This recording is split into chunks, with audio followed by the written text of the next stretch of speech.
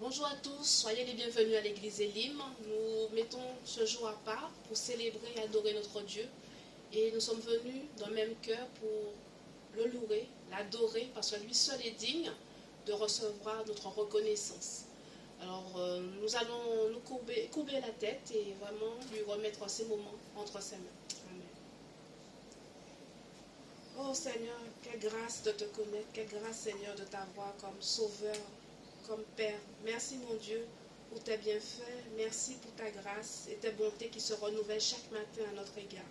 Nous voulons mon Dieu de même cœur t'honorer, t'adorer en ce jour Seigneur. Merci pour ta grâce, merci pour ton amour, merci pour tes bienfaits. Merci Seigneur parce que tu es celui qui prend soin de nous dans tous les détails de notre vie Seigneur. Nous avons vraiment Seigneur mis à part ce jour mon Dieu pour t'apporter notre reconnaissance et nos louanges. Sois glorifié, béni dans le nom précieux de Jésus. Amen. Amen. Nous allons louer le Seigneur avec notre sœur Cathy. Soyez bénis.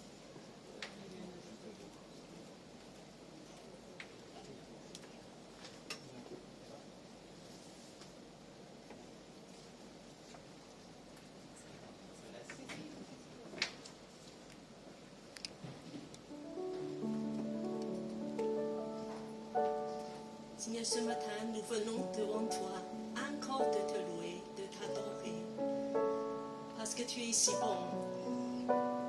Seigneur, nous sommes dans la joie parce que tu nous aimes.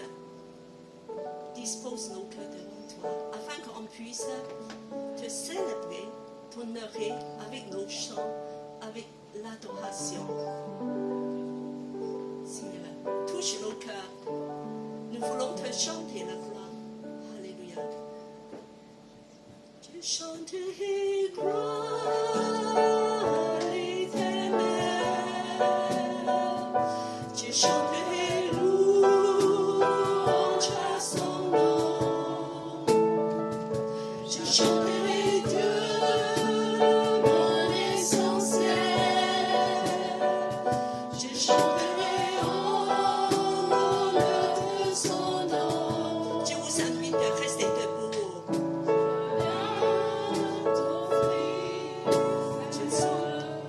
Encore tu chanterai gloire. Tu chanterai gloire à l'Éternel. Je chanterai louange à son nom. Je chanterai Dieu, mon essentiel. Je chanterai en l'honneur de son nom. Tu lui confies. Je viens t'offrir, Seigneur, ce que j'ai de meilleur. Je viens t'offrir ma vie. Oui, à toi, Jésus-Christ. Et même si je suis fragile, et même si c'est si difficile, je chanterai gloire à l'Éternel. Je chanterai louange à son nom. Je chanterai Dieu, mon essentiel. Je chanterai en l'honneur de son nom. Je viens te dire, Seigneur, que tu es mon bonheur. Non, rien ne peut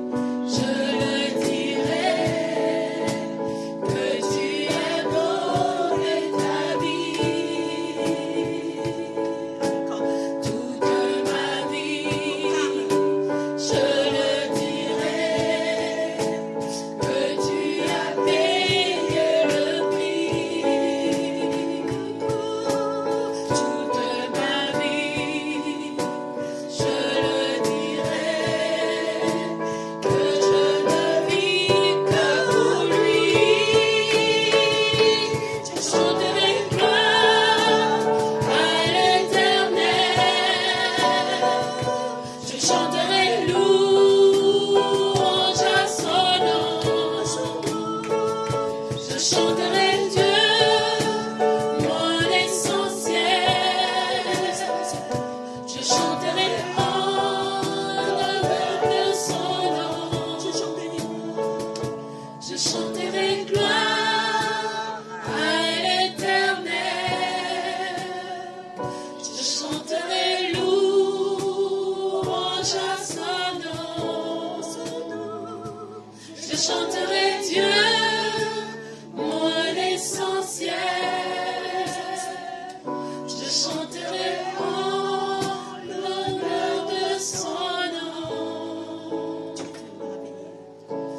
Toute ma vie, je le dirai, que tu as donné ta vie. Toute ma vie, je le dirai, que tu as payé le prix. Toute ma vie, je le dirai, que je ne vis que pour lui. Je chanterai gloire à l'Éternel. Je chanterai louange à son nom. Je chanterai Dieu, mon essentiel. Je chanterai en l'honneur de son nom. Je chanterai gloire à l'Éternel. Je chanterai louange à son nom. Je chanterai Dieu, mon essentiel. Je chanterai en l'honneur de son nom. Seigneur, nous sommes tous devant toi pour t'adorer. Tu es digne de louange, oh Seigneur, que tu es bon. Levez vos voix à Dieu, de la chanter, de l'adorer. Parle Dieu, levez vos voix à lui, ouvre ta bouche, ouvre ton cœur à lui, dis des choses, adore Dieu, chante à lui. Dieu, que tu es bon, Jésus, gloire à toi. Seigneur, touche nos cœurs, parle à Dieu. Seigneur, merci pour ta bonté, merci pour ta grâce. Et Seigneur, c'est toi qui nous libères de enlever tous les barrières. Oh Seigneur, nous crions à toi. Tu agis dans nos vies, tu débloques, tu libères, oh Seigneur. Nous t'adorons, oh Seigneur, nous t'aimons. Touche nos cœurs, oh Seigneur. Parle-nous, parle-nous.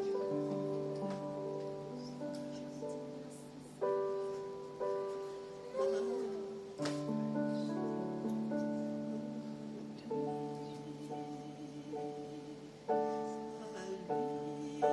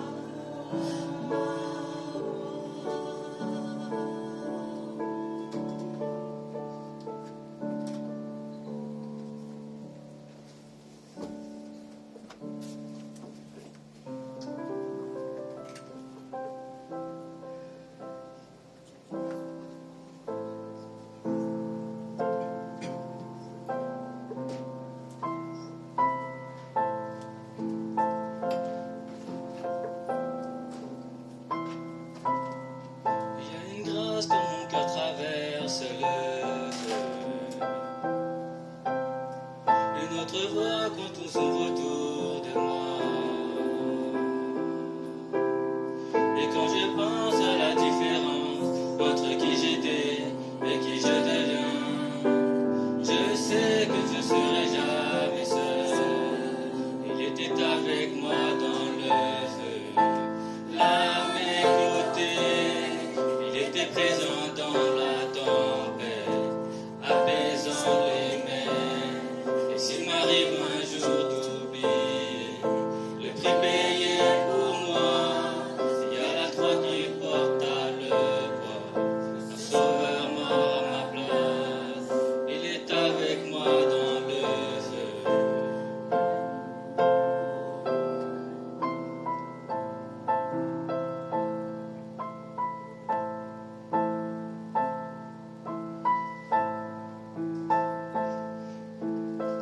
Toute ma tête a quitté lui à tout jamais.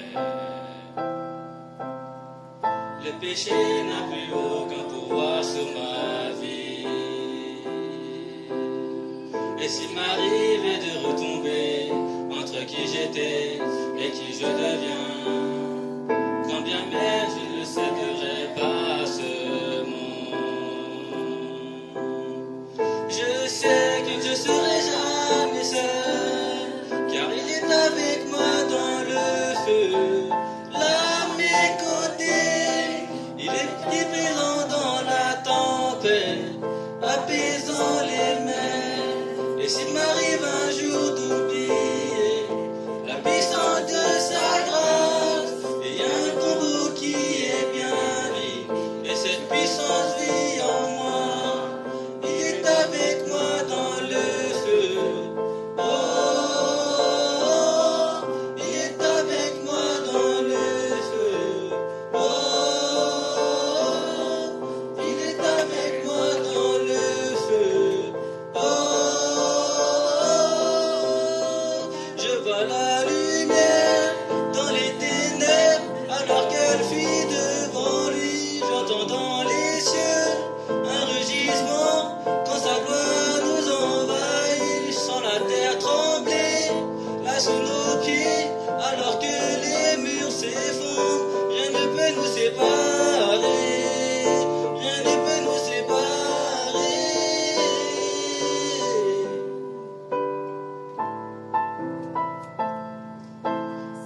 Il n'y a aucun autre nom comme le nom de Jésus, le qui était et qui est et sera jamais. Donc peu importe ce qu'il adviendra entre qui je suis et qui je deviens, je sais que je serai jamais seul.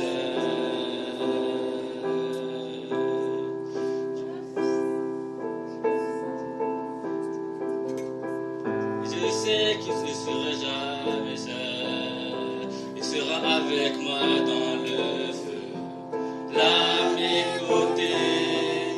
Il sera présent dans la tempête, apaisant les mers. Et s'il m'arrive un jour d'oublier ta montée envers moi, je me réjouirai même dans l'épreuve, car je sais que tu es là. Je vois la lumière dans les ténèbres alors qu'elle fuit devant lui. J'entends dans les cieux un rugissement quand sa gloire nous envahit. Sens la terre trembler là sous nos pieds alors que les murs s'effondrent. Rien ne peut nous séparer, rien ne peut nous séparer. Sera avec moi dans le feu, là à mes côtés. Il sera présent dans la tempête, apaisant les mers. Et s'il m'arrive un jour d'oublier ta bonté envers moi, je me réjouirai même dans l'épreuve, car je sais que tu es là. Je me réjouirai même dans l'épreuve, car je sais que tu es là.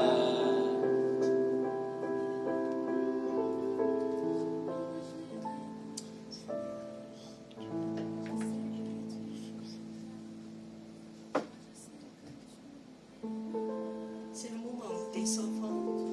Nous voulons nous réjouir dans ce Dieu qui est avec nous, dans le feu, dans toutes les circonstances de la vie. Et nous voulons lui donner gloire. Seigneur, tout est pour toi, nos vies, nos temps, nos chants. Nous sommes tous devant toi dans la joie, à cause de ton salut, à cause de tout ce que tu as fait, Jésus. Merci pour la croix. Nous voulons vivre pour toi. On reprend le premier chant. Je chanterai gloire à l'Éternel. Je chanterai gloire à l'Éternel. Je chanterai louange à son nom. À son nom. Je chanterai Dieu, mon essentiel. Je chanterai l'honneur de son nom. Je chanterai gloire. Je chanterai gloire à l'Éternel. Je chanterai louange à son nom. Je chanterai Dieu, mon essentiel. Je chanterai l'honneur de son nom. Seigneur, merci pour ta grâce. Nous voulons demander Gladys à prier pour les enfants.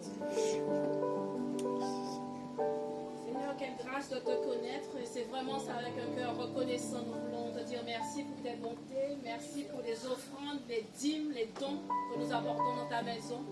Et nous croyons, mon Dieu, que tu vas les faire fructifier afin que ton œuvre puisse encore avancer. Non seulement à Paris, mais au-delà des océans, au-delà des mers, Seigneur. Nous voulons encore que ton nom soit glorifié, béni dans le nom précieux de Jésus. Amen.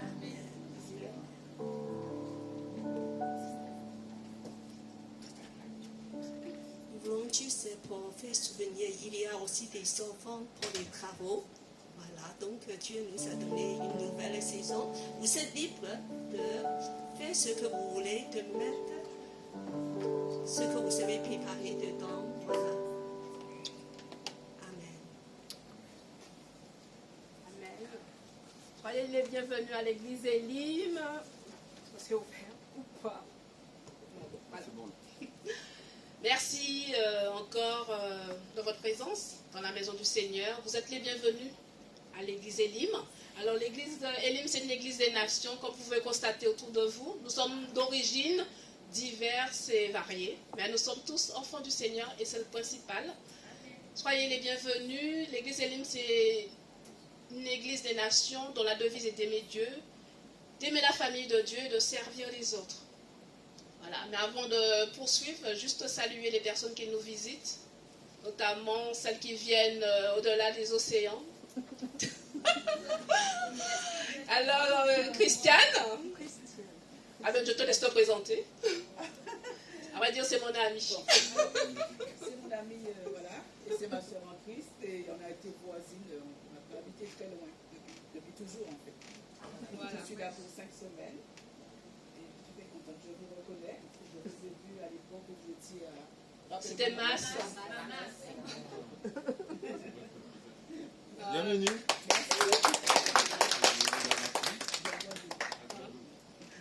Alors, bienvenue à Christiane qui nous visite. Sinon, on est aussi heureux de revoir Mélissa et sa petite fille. Soyez les bienvenus à l'église. Ben, vous êtes tous bienvenus, hein? Et aussi à la famille Pires qui nous visite aujourd'hui. Voilà. Soyez bénis, mes soeurs, mes frères. Alors, nos rendez-vous hebdomadaires, le mercredi, on se retrouve à 15h30 pour les sinophones et 19h pour les francophones, toujours en temps de prière, d'adoration, d'échange autour de la parole du Seigneur. Autre message, donc Cathy vous a parlé, effectivement, l'église, ce lieu, ce local, nous sommes les locataires en titre. Donc, comme vous constatez, nous avons quelques travaux à effectuer. Donc, il y a une boîte pour pouvoir mettre ce que vous avez à cœur, pour pouvoir aider l'église à prendre en charge les travaux. Voilà. Dimanche prochain, nous allons avoir un pique-nique. Donc, vous êtes priés, si vous souhaitez participer, d'amener de quoi à manger, vous, mais aussi pour partager entre frères et sœurs. Donc, ce sera au parc Place de Pinel, c'est un petit parc qui se trouve pas loin de l'église. Donc, vous n'avez pas trop à marcher, j'espère qu'il fera beau. Et vous allez pouvoir profiter de ce temps fraternel. Dernier samedi du mois, moi je ne sais plus lequel, je serai bien loin, ce sera le samedi 29 juillet. 29 juillet, ce sera la sortie d'évangélisation de l'église. Si vous êtes disponible, vous venez à 14h et ensuite Cathy va vous accompagner pour pouvoir évangéliser dans notre quartier, puisque nous sommes là aussi pour annoncer la parole du Seigneur et partager notre foi avec les voisins, les voisines autour de nous. Voilà. Pour savoir tout, voilà. Ce sont des annonces. Voilà, je laisse la place au pasteur Pires pour partager la parole du Seigneur avec nous. Soyez bénis. À tout à l'heure.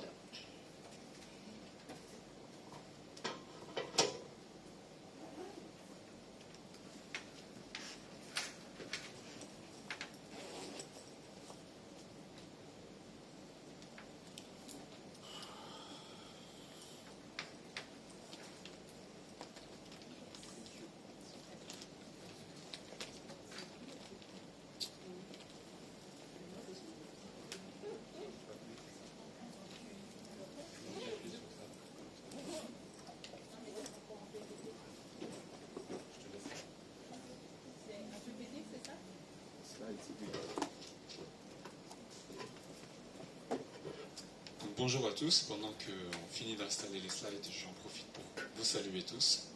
Je revois des visages familiers, hein, donc ça fait plaisir. Et alors, votre pasteur Cathy, je peux dire ça? Pasteur, c'est ça? Oui. Votre pasteur Cathy, oui, elle est en train d'installer. Donc c'est pas grave, je vais pas attendre. Et il est en bas en fait, il faut juste aller là. C'est celui-là? Oui, il est déjà là. Voilà, merci beaucoup. Ah, merci. Merci. Ok, super. Bon, voilà, on est high-tech avec lui, c'est bien. Je salue aussi ceux qui sont à distance. Il y a des personnes qui suivent là, c'est ça? D'accord, donc je vais essayer de penser de temps en temps de regarder là. Donc, salut aux frères et sœurs qui sont à distance aussi. Peut-être Silus est là, voilà, j'ai une pensée particulière pour elle. Donc moi je sors d'une longue période aussi, où j'ai, cette année, fait un travail de recherche, et à la rentrée on va lancer un nouveau programme dans Psalt, de formation pour encourager les frères et sœurs à servir le Seigneur. Et bon, c'est pour ça que j'ai pas pu répondre aux invitations avant, hein, je précise. Mais voilà, je suis très content en tout cas de vous retrouver. Et donc votre pasteur Cathy m'a dit, bon c'est vrai que l'église est à un tournant, il y a beaucoup de frères et sœurs qui sont éprouvés, certains qui sont découragés, il y en a qui cherchent un travail, ils ne le trouvent pas. On a la salle mais on ne sait pas trop ce que ça va donner. Donc, quel message pour encourager? Et donc, le thème que j'ai pris, c'est comment espérer contre toute espérance. Voilà, c'est dans Romains 4. Dans Romains 4, 18, Paul parle d'Abraham. Il dit qu'Abraham, qui était déjà âgé, il dit que même la mort était déjà en train d'affecter son corps. Un homme qui était marqué par la mort dans son corps, parce qu'il était déjà très âgé, il ne pouvait plus avoir d'enfant en fait. On nous dit qu'Abraham a espéré contre toute espérance. Amen. Est-ce que vous pouvez dire avec moi, espérer? Il a espéré contre toute espérance. Et je voudrais que vous gardiez cette question avec vous aujourd'hui pendant le long du message. Comment espérer contre toute espérance? Parce que quand Cathy m'a envoyé son message, je me suis dit, voilà, moi j'ai été dans des églises pentecôtistes et charismatiques avant, dans le passé, et le remède contre le découragement, c'était il faut proclamer les promesses de Dieu, il faut dire la victoire au nom de Jésus, il faut proclamer le sang de Jésus, il faut croire que tout ira bien, parce que Dieu est avec nous. Et ça c'est vrai, n'est-ce pas? Amen. Oui. Mais qu'est-ce que dit Jacques quand quelqu'un est dans la souffrance? Il dit que celui qui est dans la joie chante des cantiques. Et que celui qui est dans la souffrance, il fait quoi? Est-ce qu'il dit il faut proclamer les promesses de Dieu? Est-ce qu'il dit il faut dire la victoire? Est-ce qu'il dit il faut dire le sang de Jésus? Non, il dit quoi? Qu'il prie. Vous voyez, la Bible ne donne pas les réponses qu'on attend toujours. Il dit qu'il prie, parce qu'il n'y a que Dieu qui connaît l'issue. Parfois, on va voir des frères et sœurs, ils vont pas bien, ils vont dire « T'inquiète pas, avec Dieu, tout ira bien. » Non, ça se trouve, ça ira pas mieux demain, vous voyez. Ça se trouve, dans 6 mois, ça ira pas mieux. Donc, j'ai choisi de prendre des exemples. Des exemples plus connus, évidemment. Nous avons 3 exemples dans la Bible. Ah, je vais essayer. Non, c'est trop loin. Si, ça marche. Voilà. Comment prier au cœur des épreuves. Donc, Jacques 5, je l'ai dit, nous dit « Celui qui est dans la joie, il loue le Seigneur. Celui qui est dans la détresse, qu'il prie, qu'il invoque Dieu. » Et prier, c'est demander, voilà. C'est pas seulement proclamer, c'est demander, Seigneur, j'ai besoin que tu interviennes. Mais la réponse appartient à Dieu. Donc je ne vais pas lire toutes les références, mais je vous les ai notées au tableau pour ceux qui veulent après partager dans les groupes d'études bibliques ou quand vous allez partager entre vous. Il y aura plusieurs références, mais je ne vais pas les lire à chaque fois. J'ai pris juste 3 modèles pour ce matin. 3 exemples. 3 exemples de vie, il y en a des milliers dans la Bible, en tout cas des centaines. J'en ai pris 3. Abraham d'abord. Abraham, c'est lui dont Paul dit il a espéré contre toute espérance. Abraham a perdu sa famille, d'accord. Il a dû quitter son père, sa mère, ses frères, ses sœurs, etc. Il a dû quitter son héritage. Il a perdu son héritage puisqu'il est parti. Il a perdu ses terres. Dieu lui a promis autre chose, mais il a dû renoncer d'abord. Il a dû perdre d'abord. Il a perdu son premier fils, Ismaël, par désobéissance. Il a perdu aussi plusieurs années de sa vie. Abraham, à 75 ans, il attend la promesse. Et il mourra à 175 ans. Donc vous imaginez 100 ans à tourner autour de la terre promise, sans jamais pouvoir entrer dedans. Seulement il l'a vu, mais il n'est pas entré dedans. Donc vous imaginez pendant 100 ans vous tournez en rond comme ça, de dire mais espère, ça viendra un jour, mais c'est pas pour toi. Et c'est seulement, on le sait, ses descendants qui iront dans la terre promise. Donc vous voyez, il a seulement vu. Donc, est-ce que vous auriez pu dire à Abraham, Abraham, t'inquiète, tout ira bien demain. Dans 100 ans, il ne va toujours pas rentrer dans la terre promise, vous voyez. Il n'a pas vu l'accomplissement, mais il l'a vu par les yeux de la foi. Vous voyez, Dieu lui a dit, regarde les étoiles. Si tu peux les compter, ta descendance sera comme ça. Et Abraham, seulement avec cette vision, il a cru. Et on nous dit que parce qu'il a cru, Dieu l'a compté juste, vous voyez. Il a déclaré juste. Il a perdu son fils Isaac aussi, par un sacrifice. Ça, on le verra après. En Genèse 22, c'était une image de la mort et de la résurrection du Christ. Mais il a dû offrir son fils comme s'il était mort. Ensuite, il y a Jérémie, le prophète. C'est celui qui dit « J'ai vu l'humiliation sous la main déchaînée de Dieu ».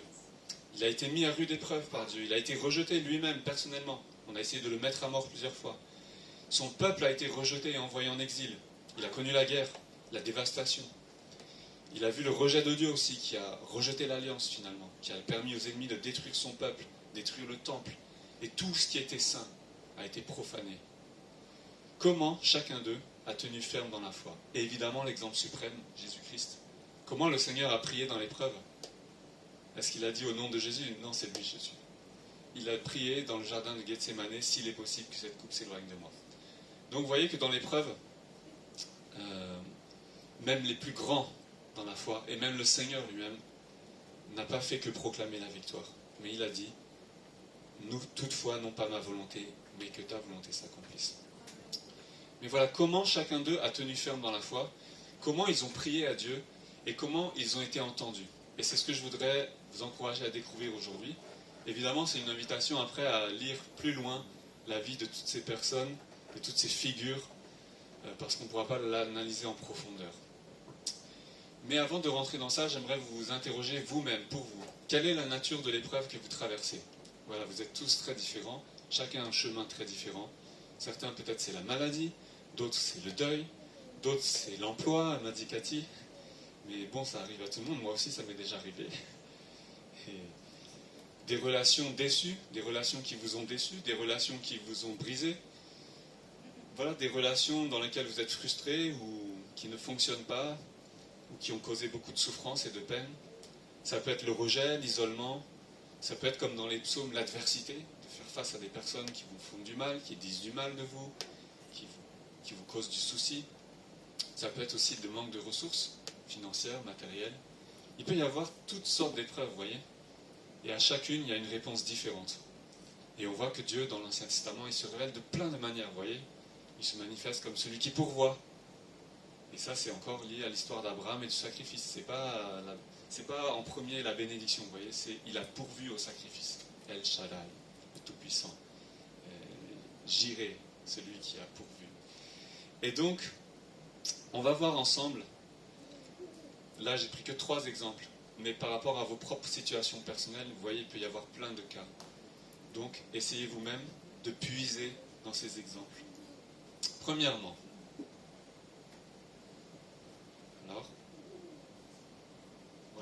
premièrement, Abraham, le père de la foi. Abraham, on va lire ensemble dans Hébreux 11, 8. On nous donne un extrait de la vie d'Abraham. Donc Hébreux 11, c'est le passage qu'on appelle un peu des héros de la foi. Hein.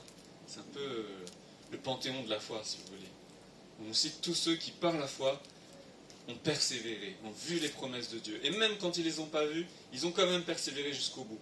Donc c'est vraiment des exemples magnifiques. Et moi, vraiment, c'est un des passages, je vous dis, qui depuis le début de ma vie chrétienne, ça fait 25 ans maintenant, c'est toujours un passage que je lis avec émerveillement. Je me dis, waouh, ces personnes, ces hommes, ces femmes, ils ont connu tout ce qu'on peut connaître sur cette terre, vous voyez. Il y en a, ils ont été élevés au plus haut sommet, comme Joseph, Salomon. Il y en a, ils ont été humiliés au plus profond de l'épreuve humaine qu'on peut vivre. Et pourtant, tous ont persévéré dans la foi. Tous.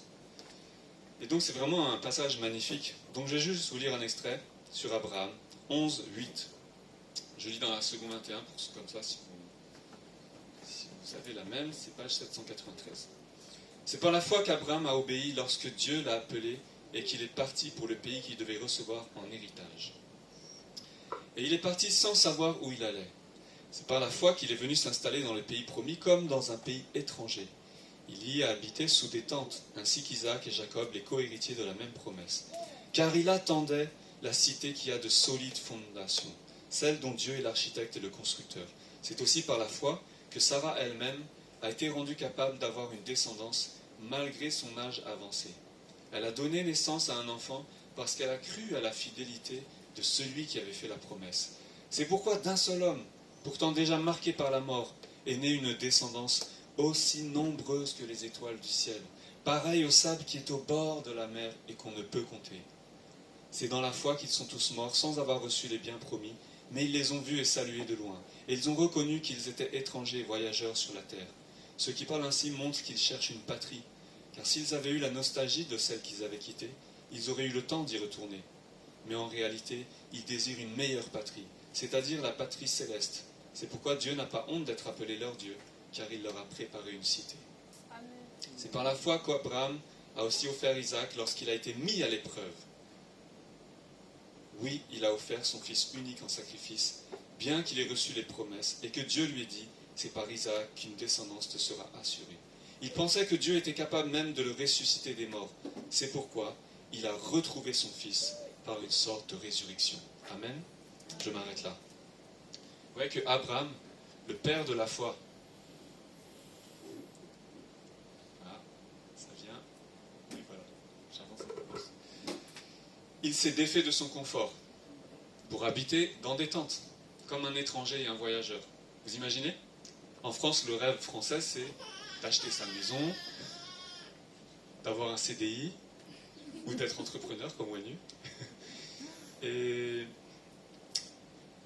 d'avoir, de se marier, d'avoir une famille, des enfants, acheter sa propre maison, sa piscine, sa voiture, etc. Ouais, son chien, c'est les images un peu, hein, vous voyez. Si on n'a pas ça, on est frustré. Il faut que j'achète quelque chose, vous voyez. Et les médias, c'est pas que les maisons, maintenant ils te poussent toujours à acheter quelque chose. Si t'as pas le dernier iPhone, t'es plus dans la tendance. Hein, si t'as pas le dernier truc, t'es pas dans la tendance. Abraham habitait dans la même tente, avec la même toile. Je ne sais pas si c'était Lévis ou si c'était autre chose, mais la même toile, la même vieille toile. Ouais, parce que Lévis a commencé avec des tissus de tente. Et donc, il habitait dans la même toile, vous imaginez, pendant des années, des décennies. Il est parti sans savoir où il allait, on nous dit. Pourtant, Dieu lui a monté à la terre promise, mais lui, il ne savait pas où il allait. Il espère un fils, alors que son corps, on nous dit, est déjà marqué par la mort. Et on nous dit même qu'il est mort sans avoir obtenu la promesse. On nous dit qu'il l'a vu et salué de loin. Mais on nous dit qu'il est mort sans l'avoir obtenu. Vous voyez ? Que d'épreuves. Et on nous dit que même le pire, Dieu l'a mis en épreuve en lui demandant d'offrir son propre fils. Et on nous dit qu'il a vécu une forme de résurrection. Il a retrouvé son fils par une forme de résurrection. L'ange lui a dit, vous voyez, c'est un tableau là de Rembrandt, où l'ange, vous voyez, il saisit la main d'Abraham, et il dit, laisse l'enfant, ne le touche pas, ne le touche pas. Et vous voyez le couteau qui tombe, c'est bien fait, hein. Bon, c'est l'imagination du peintre, mais il nous montre, vous voyez, la tension. Vous voyez le cou d'Isaac qui est à nu. C'est pour nous faire sentir qu'est-ce que c'est en fait d'offrir son fils. On lit l'image comme ça, on dit oui, ça préfigure Jésus. Non, mais imaginez qu'on vous dise, tu veux rentrer dans le groupe de louanges? Parce que Abraham, Genèse 22, on nous dit qu'il est allé adorer Dieu. Il dit à son fils, viens mon fils, on va adorer Dieu. Donc ce matin, on a dit aux enfants, préparez-vous, on va aller adorer Dieu à Élim. Imaginez, je prends Hugo là, et on reproduit cette image. Là, tout le monde va être choqué. Même Wenu va m'attraper la main, il va dire, non, fais pas ça mon frère. Bon, vous voyez, c'est extrême ce que Dieu a demandé à Abraham. Et donc ça nous amène à cette question. Quand tu es dans l'épreuve, Abraham était dans l'épreuve, il a tout quitté. Mais ce n'était pas fini. Dieu lui a pas dit, je vais te donner un petit espoir pour te faire tenir. Non, il a dit, donne-moi ton fils. Comme si ça ne suffisait pas, vous voyez. Et mais dans l'épreuve, quel sacrifice Dieu te demande, vous voyez. Peut-être Dieu veut nous dépouiller parfois dans l'épreuve aussi. Et là, dans Genèse 22, je vous assure que Abraham, pour lui adorer, c'était pas proclamer des chants, il n'a pas chanté, il n'a pas mené la louange, c'était s'abandonner entièrement et offrir ce qu'il avait de plus cher à Dieu, en acceptant de le perdre même. Et du coup, la première question que je vous pose, c'est ça. Est-ce que tu as déjà vraiment adoré Dieu de cette manière-là? Et peut-être que l'épreuve est un moyen de nous apprendre à adorer Dieu jusqu'à l'extrême. Au point que tu es prêt à renoncer à quelque chose, de perdre quelque chose que tu voulais absolument, tu voulais ça, et Dieu te dit tu renonces maintenant. Aïe, vous voyez? C'est pas pareil si c'est moi qui te le dis, mais là si tu sens que c'est Dieu qui te le demande, c'est beaucoup plus fort, parce que ça va te travailler en profondeur, tu vois. C'est toi maintenant qui dois renoncer, c'est pas parce que ta maman t'a dit, ton papa t'a dit, ton frère t'a dit, le pasteur t'a dit, non. Tu vois que Dieu te demande de renoncer à quelque chose. Et là, il y a une lutte intérieure, vous voyez.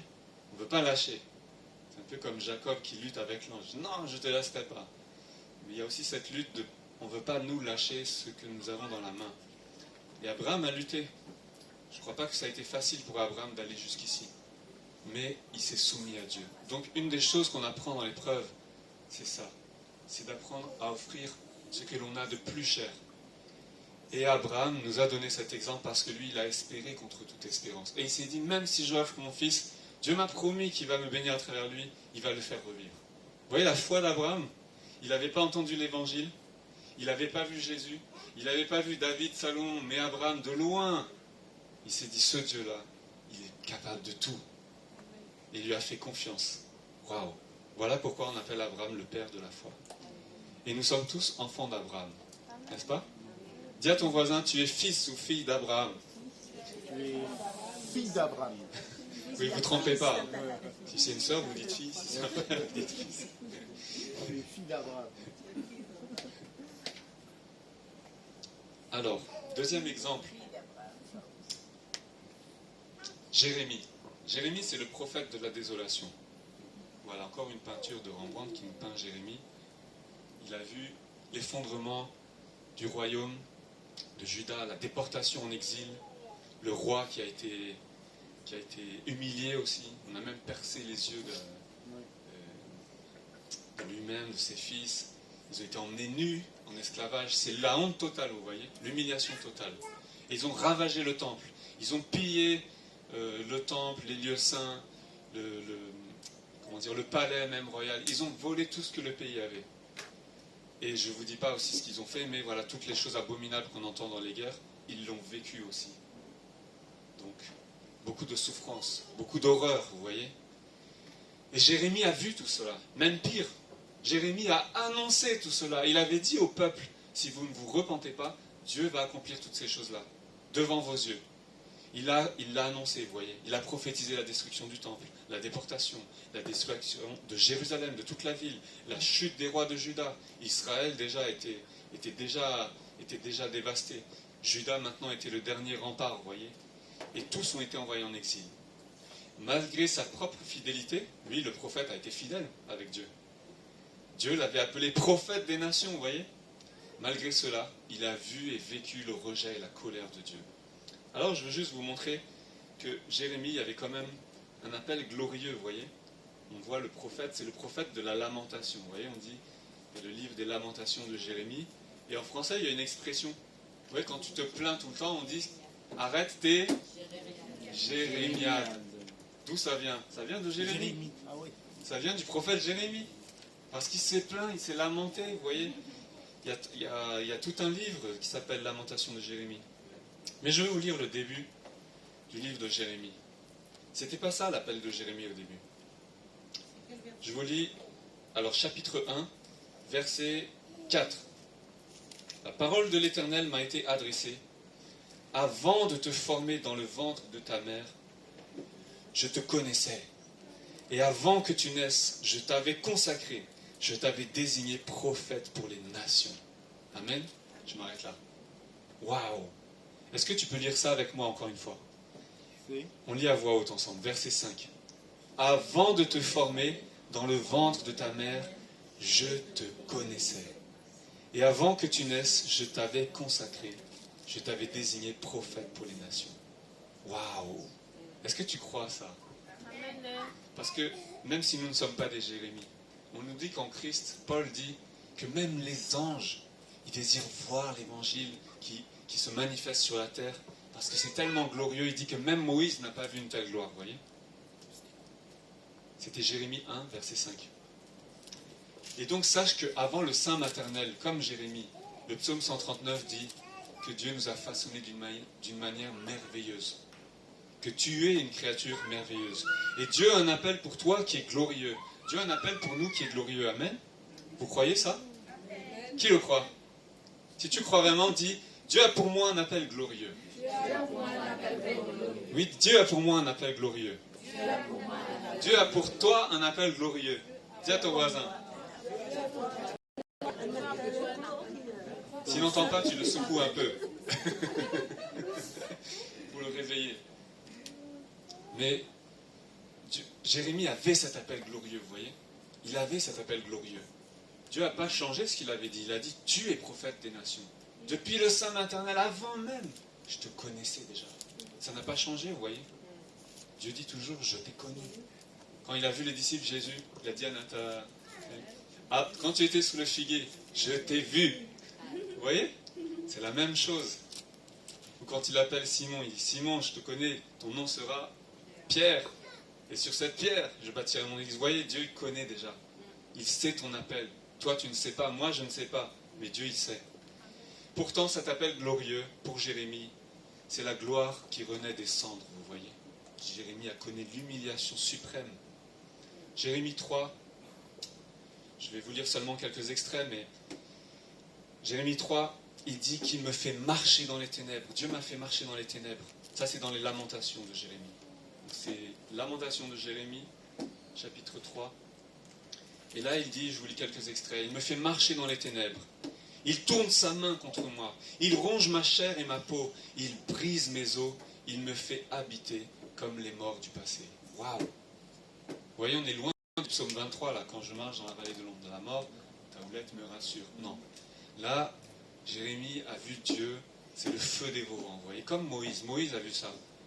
Dieu a décimé le peuple parce qu'ils avaient fait le veau d'or, parce qu'ils avaient désobéi comme avec Akan. Et tous ces épisodes, vous voyez, ils ont vu le visage de Dieu terrible, vous voyez. Le Dieu qui est capable de consumer son propre peuple, de détruire, de faire mourir. Et Jérémie a vu ça, vous voyez. Il a vécu l'expérience sombre et réelle de l'épreuve. Et contre laquelle, vous voyez, il n'y avait aucun remède, ni pour lui, ni pour le peuple. Pourquoi? Parce que c'était Dieu l'auteur de cette épreuve. Le peuple avait tellement rejeté Dieu, il s'est tellement révolté contre Dieu, il s'est tellement rebellé que le jugement s'est abattu sans personne pour les délivrer. Parce que qui vous délivrera de la main de Dieu lui-même, vous voyez? Et même David a dit, à un moment, il avait péché contre Dieu, je ne sais pas si vous vous souvenez de ce passage. David, à un moment, il est devenu un roi puissant, vous voyez? Et il a voulu dénombrer son peuple pour voir compter les hommes qu'il avait. C'était une manière d'évaluer la puissance de son royaume. Et même son général, qui n'était pas un très bon général, hein, Joab, et parfois il a fait des choses mafieuses. Et pourtant, même ce général a dit, mais qu'est-ce que tu fais, David? Donc vous imaginez? Même un général qui n'était pas 100% intègre, il a dit ça au roi, c'est qu'il a senti que là, c'était pas très bon. David l'a fait. Et après, Dieu lui a dit, là, tu as commis quelque chose qui était mauvais à mes yeux. Choisis un châtiment. Il y avait 3 options. Et David dit, tombons entre les mains de l'Éternel. C'est beau comme image. Mais c'est pour dire, je m'abandonne à Dieu. Mais cette main de l'Éternel, Jérémie l'a vue d'une manière redoutable, vous voyez, qui a anéanti son peuple. Alors, à l'époque, vous voyez, nous, je vous fais réfléchir à ça, parce que des fois dans l'église, quand quelqu'un va mal, on dit, t'inquiète pas, tout ira bien. À l'époque de Jérémie, je vous dis, les personnes qui disaient au roi, ne t'inquiète pas, tout ira bien, c'était qui? C'était les faux prophètes. Aïe. Alors, je vous mets en garde, frères et sœurs, ne soyez pas un faux prophète pour vos frères et sœurs. Quand quelqu'un passe par l'épreuve, ne lui dites pas tout ira bien parce que vous ne savez pas ce qu'il va vivre demain. Et moi, je ne sais pas non plus. Et donc, qu'est-ce qu'a fait Jérémie? Je vous lis un extrait dans les Lamentations. On va y aller un peu. Lamentations de Jérémie. C'est juste après Jérémie.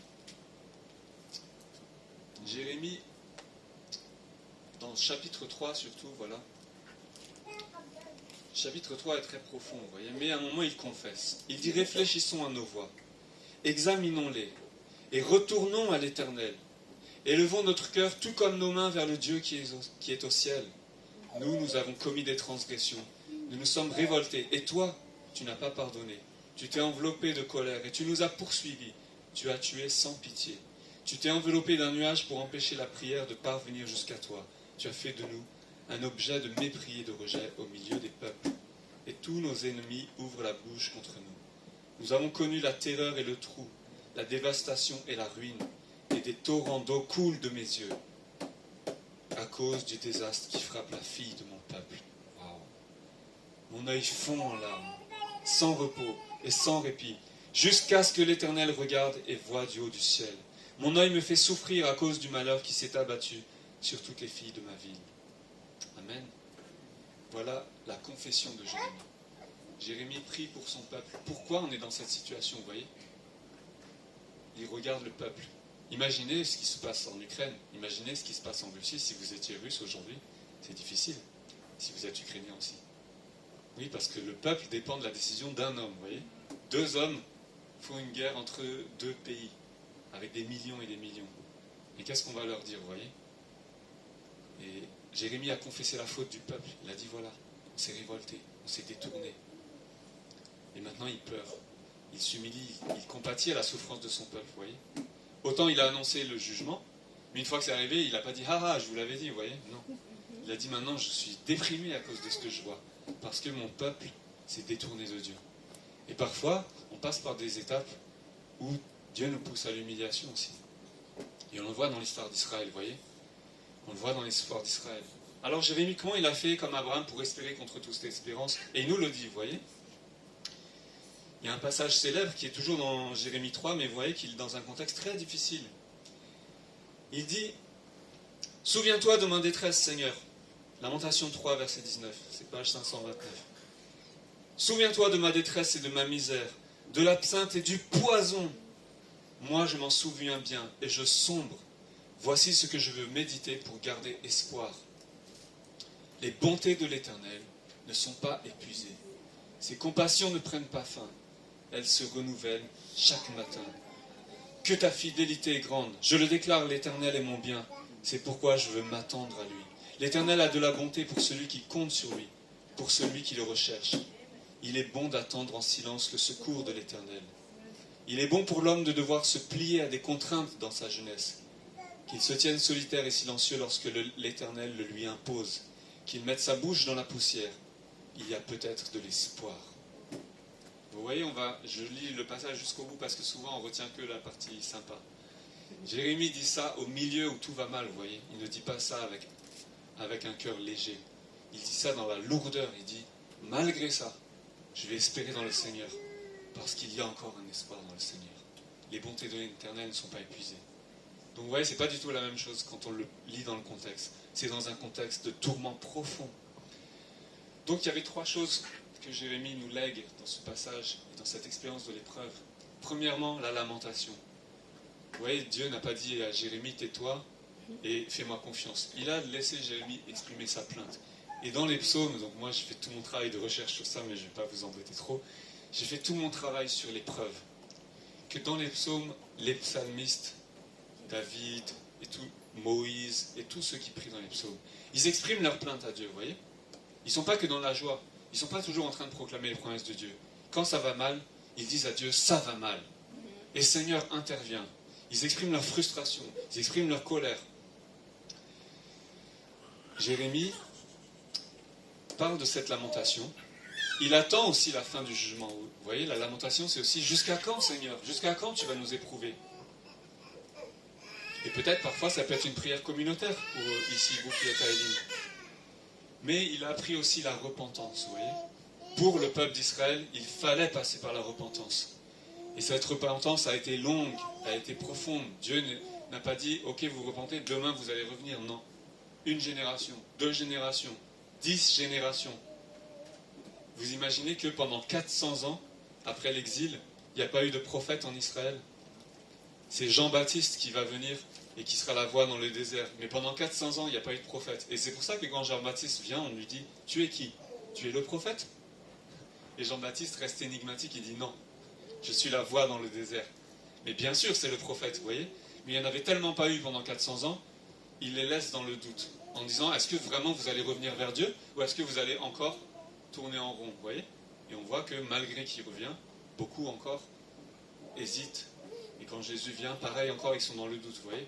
400 ans, la repentance a été longue.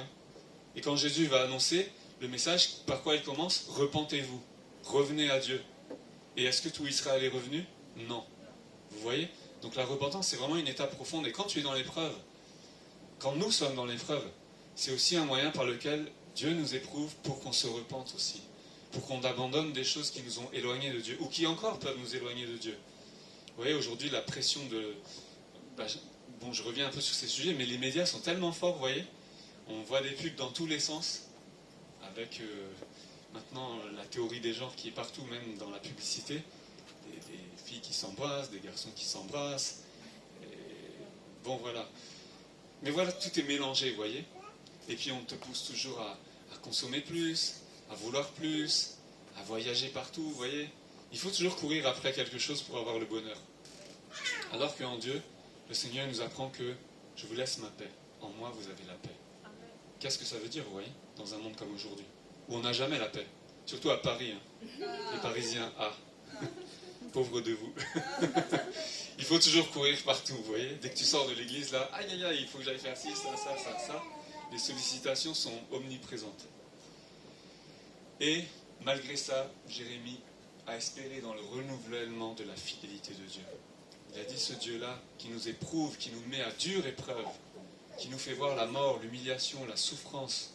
Il parle des filles du peuple, souvent dans les guerres, les femmes, les enfants, sont ceux qui payent le prix le plus cher, vous voyez. Je ne vais pas rentrer dans les détails, mais vous savez, dans les guerres, on voit des atrocités. Et Jérémie a vu cela en détail, la Bible en parle. Et il dit, il est bon d'espérer dans le silence, vous voyez. Il y a un moment où on ne peut plus rien dire. Et là, il n'y a que la douleur qui nous porte devant Dieu. Mais quand tu es dans ce moment-là, Dieu est là aussi. Et Jérémie le dit, vous voyez. Il dit, il est bon. Je ne sais pas pourquoi il prend cette image, il met dans la jeunesse de porter ce joug-là. Parce qu'il y a encore un avenir, vous voyez. Et tous ces hommes, vous voyez, ils ont vu l'épreuve pendant des années. C'est comme Moïse, vous voyez, pendant 40 ans, il part. Il a voulu sauver son peuple, mais pendant 40 ans, il est dans le désert, on ne sait pas où il est. Abraham, je vous ai dit, pendant 25 ans, il attend son fils. Après, il a le fils de la promesse, mais encore 75 ans, 100 ans autour. Il tourne en rond autour de la terre promise, sans jamais rentrer dedans, vous voyez. Dieu l'appelle à 75, à 175 il meurt. Il n'a toujours pas mis un pied dans la terre promise. Vous imaginez? Combien d'années? Et tous, vous voyez, tous ces héros de la foi l'ont vécu. Alors, deuxième question que je vous pose, c'est, sommes-nous conscients, es-tu conscient que quand tu pries Dieu, tu pries le Dieu qui est un feu dévorant? Tu pries le Dieu qui consume le péché jusqu'à la chair et les os. Jérémie dit, il consume ma chair et mes os. Il me brise, vous voyez. Et parfois l'épreuve fait ça aussi, pour consumer tout ce qui ne plaît pas à Dieu, vous voyez. Des fois, ça peut être nous personnellement. Ça peut être des fois des relations autour de nous, des fréquentations. Ça peut être des activités aussi qui ne plaisent pas à Dieu. Ça peut être plein de choses, vous voyez. Et là, comme Jérémie, il faut se rappeler, à ce moment-là, rappelle-toi, Jérémie qui a confessé la faute, qui a espéré en silence, qui a regardé encore la fidélité de Dieu, parce que chaque matin, si tu respires, c'est la fidélité de Dieu. Vous voyez, dans Ézéchiel, Ézéchiel a vu des os desséchés, toutes ces images du corps là. Il a vu des os desséchés, et l'esprit a soufflé. Et sur les os, la chair est revenue, les tendons ont poussé, les muscles sont revenus. Et l'homme était comme une nouvelle création, mais il était mort encore. Et il a dit, esprit souffle. L'esprit a soufflé. Et de ces eaux, une armée nombreuse s'est levée, vous voyez. Une création nouvelle. Un homme vivant, une âme vivante. Dieu a régénéré la mort. Recréé des morts, il a fait la vie, vous voyez.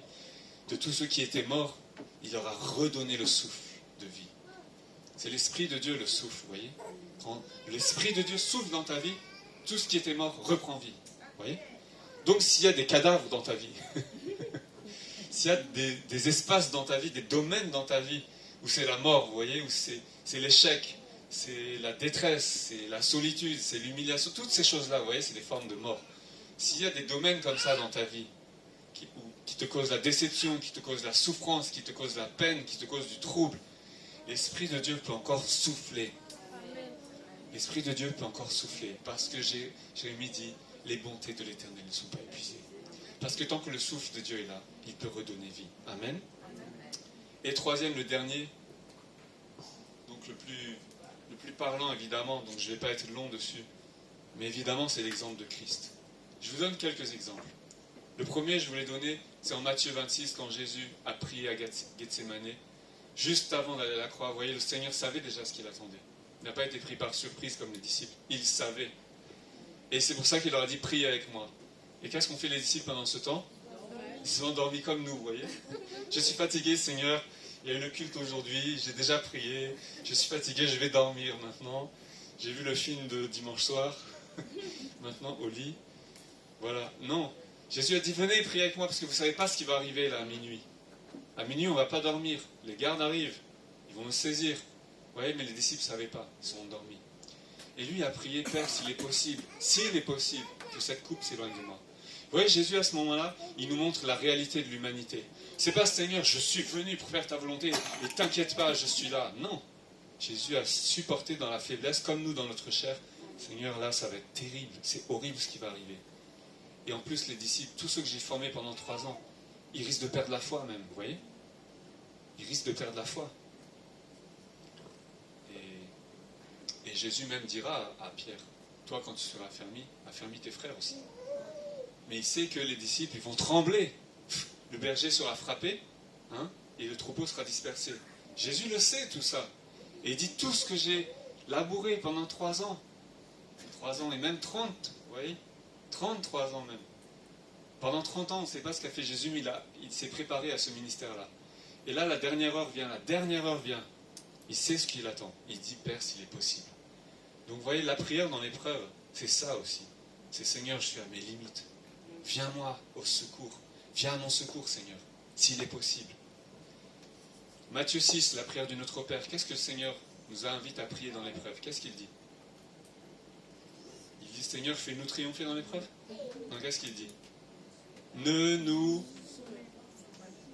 La traduction, c'est dur maintenant. Ne nous induis pas, ne nous amène pas, ne nous fais pas entrer en tentation.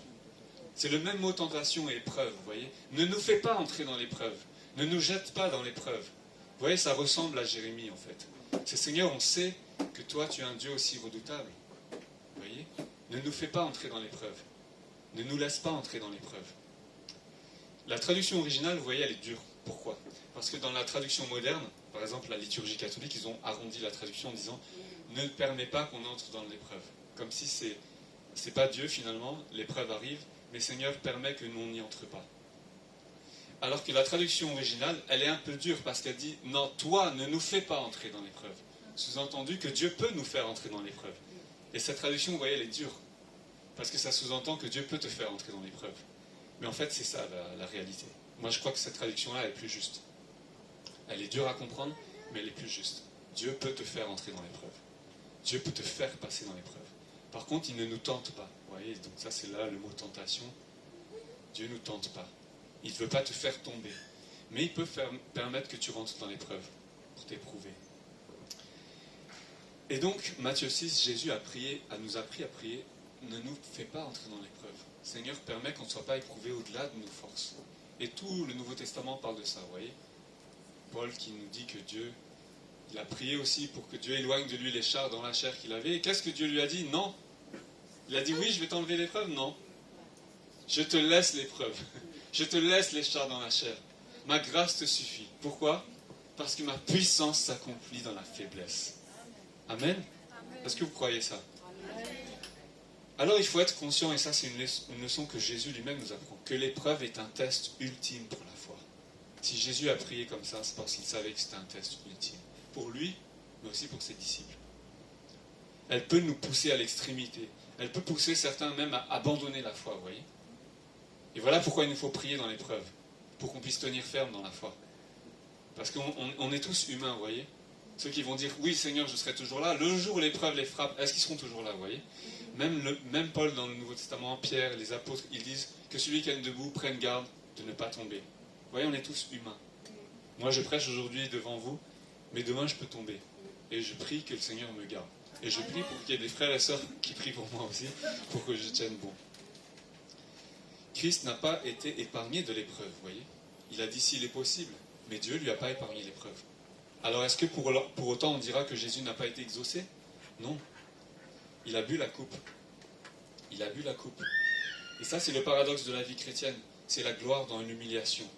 C'est la victoire dans la défaite. C'est la joie au milieu de la souffrance. Mais en Philippiens, je ne le lis pas mais je vous le cite. Donc je vous donne les références de nouveau. En Philippiens 3:8, on nous dit que en ayant part à la souffrance de Christ, nous aurons aussi part à sa résurrection. Vous voyez? Jésus a été exaucé pour sa piété, parce qu'il était juste.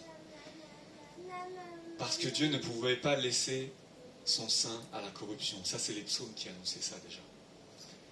Et on voit que Jésus, il a appelé au secours de Dieu. Il a expérimenté l'épreuve la plus sombre, vous voyez, pour de là pouvoir nous faire vivre la gloire la plus grande, vous voyez. Mais Jésus a dû passer par là. Et s'il n'était pas allé jusqu'au bout, vous voyez, Jésus aurait été sauvé. Mais il n'aurait pas accompli le sacrifice que Dieu attendait aussi. Et donc tout le message de la croix, toute la puissance de l'évangile, elle n'aurait pas été libérée pour nous. Donc ce que Jésus a accompli, il l'a fait pour nous, vous voyez. Il aurait pu éviter l'épreuve, mais il l'a fait pour nous. Il l'a assumé pour nous. Et donc, c'est encore un enseignement que le Seigneur nous laisse. C'est que parfois, c'est à travers l'épreuve que Dieu manifestera sa gloire aussi. Toutes les promesses que nous attendons, que tu attends pour ta vie. Mais en fait, la clé, c'est l'épreuve. C'est à travers la détresse que tu vis, peut-être aujourd'hui, que la gloire, elle vient demain.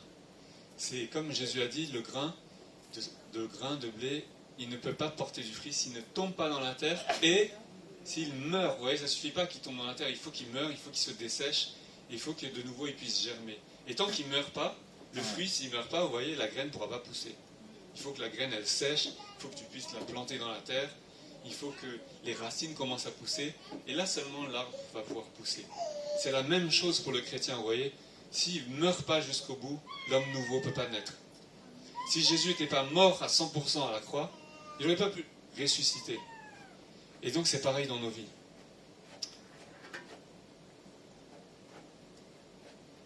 Voilà l'enseignement que nous lègue le Christ. Si nous avons part à ses souffrances, nous aurons part à sa résurrection. Si nous avons part à sa mort, nous aurons part à sa vie glorieuse. Si nous avons part à son humiliation, nous aurons part à son élévation. Amen. Et donc ça fait partie des étapes de la vie chrétienne. Mais en Hébreu, il nous donne un avertissement que vous voyez ce que le Christ a souffert, vous voyez ce que le Christ a vécu, vous aussi vous allez passer par là. Et vous aussi vous devez passer par là si vous voulez avoir part à la gloire et à la glorification du Christ. Mais il dit prenez garde, frères et sœurs, que personne de vous n'ait un cœur incrédule. Je vous lis juste cet extrait. C'est dans Hébreux 3 au verset 12. Parce que Hébreux parle de tout ça. Il dit qui a une gloire aussi grande que le Fils de Dieu? Parce qu'il dit, aucun ange n'a été élevé de cette manière.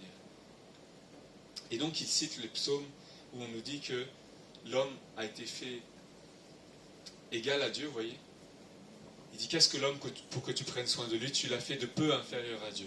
Et il nous prend ce passage pour dire que le Fils de Dieu, lui, il a été élevé au-dessus des anges, au-dessus de toute gloire. Mais pourtant, il a vécu l'humiliation. Et en Hébreux 3, il nous dit que ce Christ-là, qui est supérieur à toute chose, nous aussi, nous avons été invités à le suivre. Il dit ainsi donc, frères et sœurs saints, vous qui avez part à l'appel céleste, vous vous souvenez de l'appel, on a parlé de l'appel, nous avons un appel glorieux. Portez vos pensées sur l'apôtre et le grand prêtre de la foi que nous professons, Jésus-Christ. Il est resté fidèle à celui qu'il a établi, tout comme Moïse l'a été dans toute sa maison.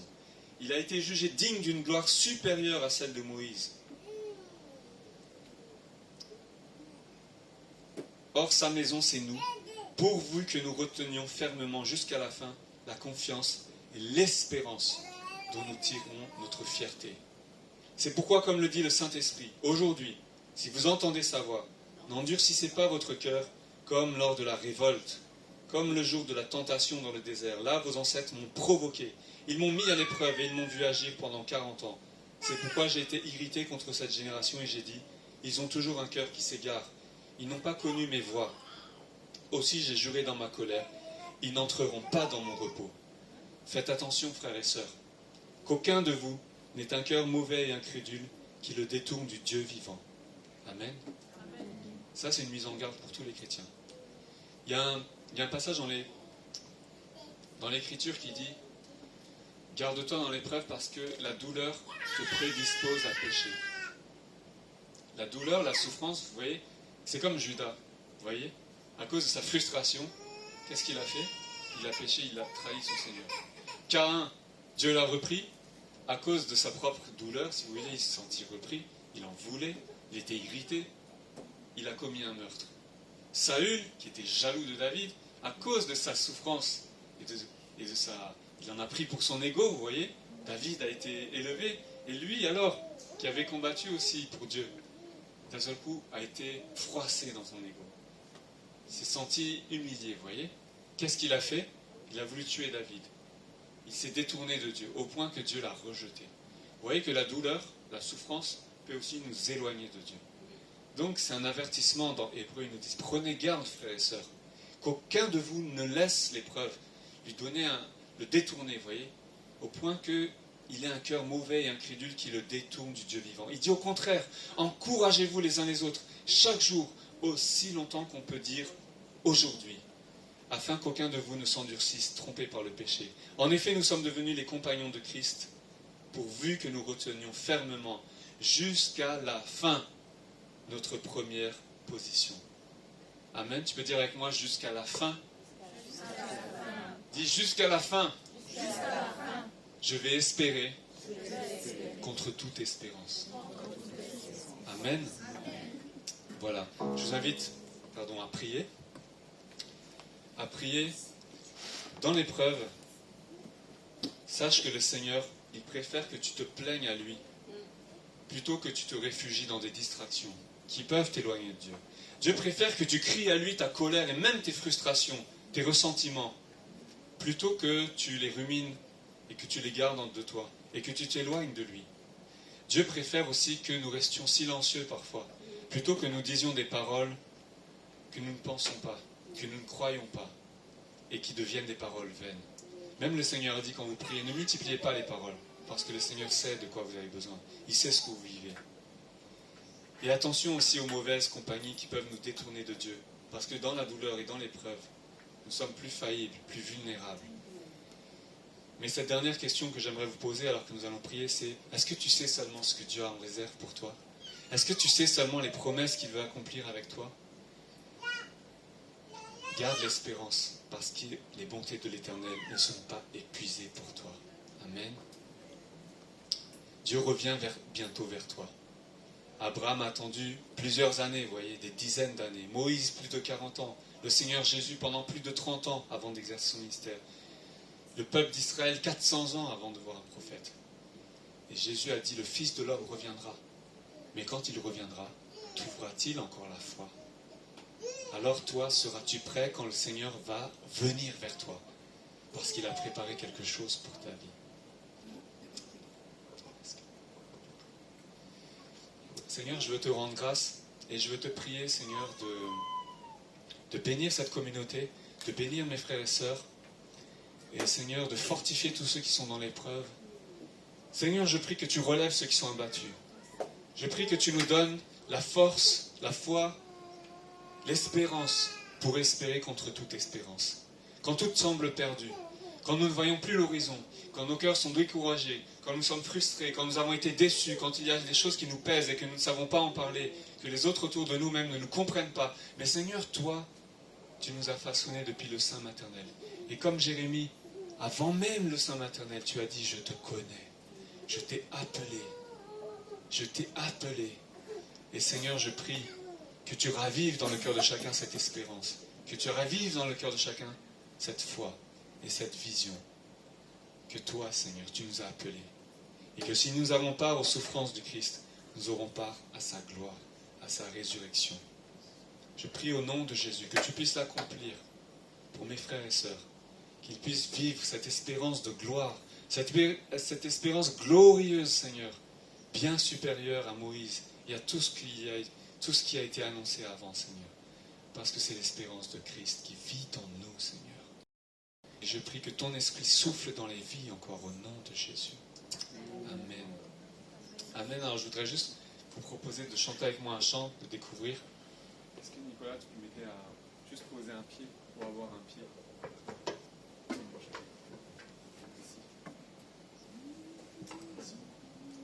C'est donc le psaume 121. Et je vais laisser Nicolas ou Patricia faire défiler les slides. Il y a les paroles juste après.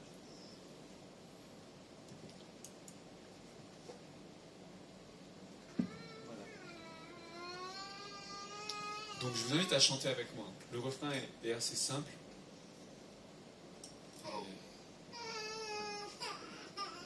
Mélanie, est-ce que tu veux venir chanter avec moi?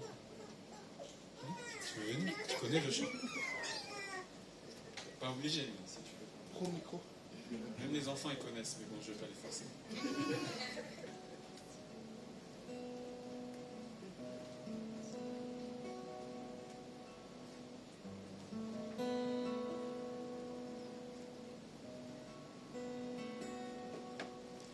Vers les montagnes,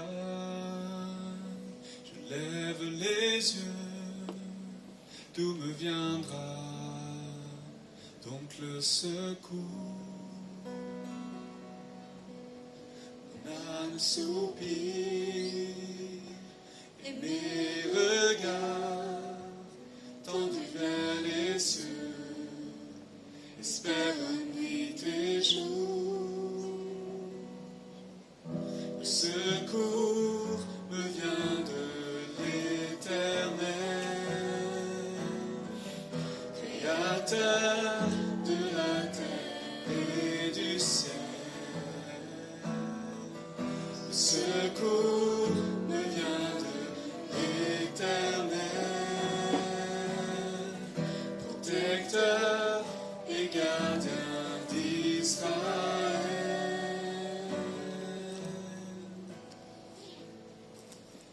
Il veille sur toi, pose sur toi son regard si tendre qui jamais ne s'éloigne. Toujours il veille, jamais ne sommeille, celui qui t'appelle par ton nom Israël. Oui, Dieu t'appelle. Le secours me vient de l'Éternel, Créateur de la terre et du ciel. Le secours me vient de l'Éternel, protecteur et gardien d'Israël.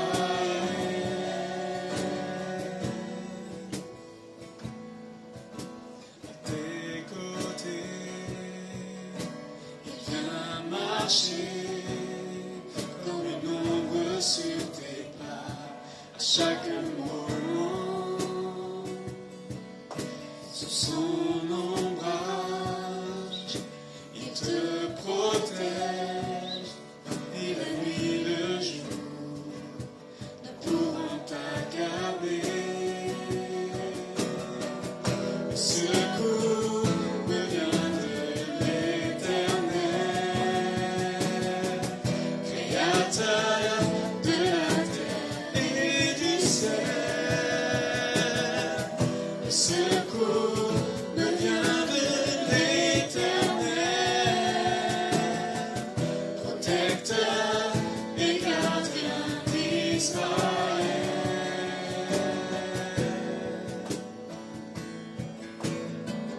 Il veille sur toi, garde ton âme. De toi il est loin, au loin tout malheur. Que tu viennes ou que tu ailles, maintenant et à jamais, je veille sur ton sort. Ensemble, mon secours. Mon secours me vient de l'Éternel, Créateur de la terre et du ciel. Le secours me vient de l'Éternel, protecteur et gardien d'Israël. À vous le secours, que vous. Le secours me vient de l'Éternel, Créateur de la terre et du ciel. Le secours me vient de l'Éternel, protecteur et gardien d'Israël.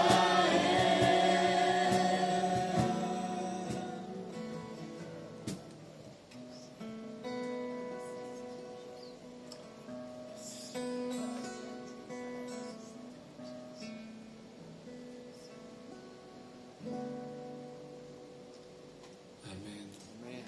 Que le Seigneur vous fortifie, que le Seigneur vous bénisse. Il est notre secours. Amen. Il veille sur toi, garde tes pas. Amen. Celui qui t'appelle. Que le Seigneur vous bénisse et je laisse la parole à Cathy ou Gladys. Ensuite. Je crois qu'il y a besoin de temps. Merci à chacun d'entre vous. Nous allons clôturer notre temps de culte. Merci, bonne semaine et nous restons dans la paix du Seigneur. Au revoir.